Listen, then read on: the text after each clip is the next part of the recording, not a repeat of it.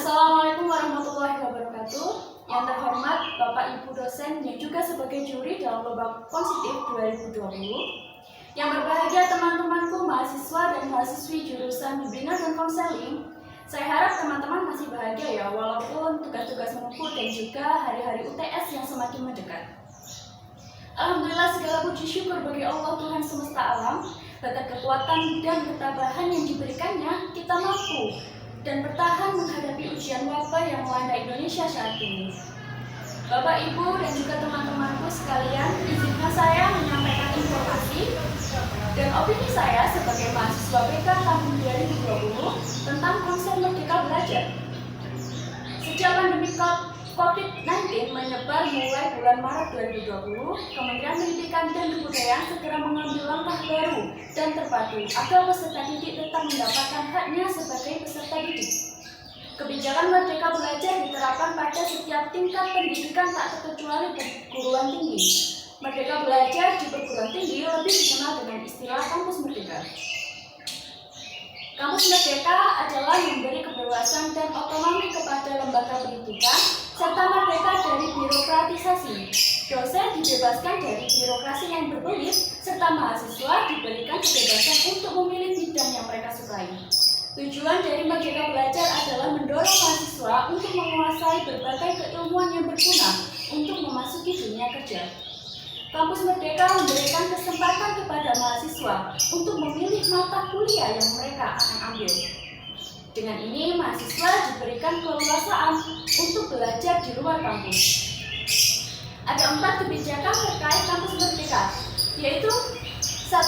Kemudahan dalam membuat atau membuka program studi baru.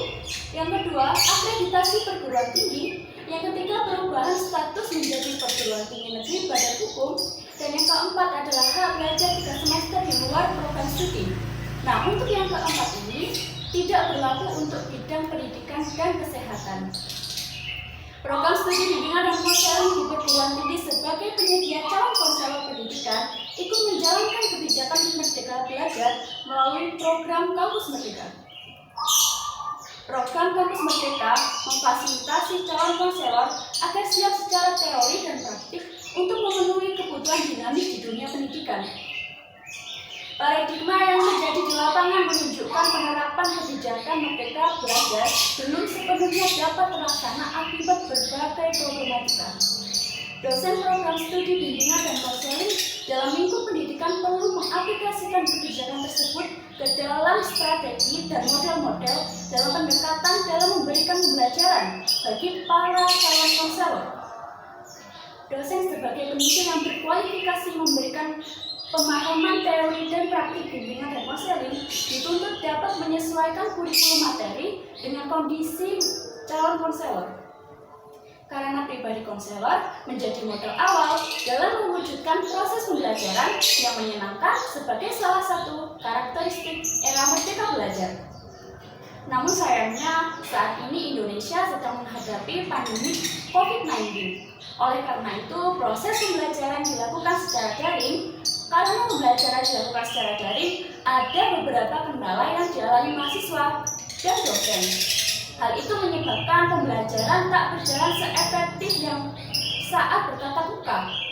Merdeka Belajar memiliki karakteristik yaitu proses pembelajaran yang menyenangkan.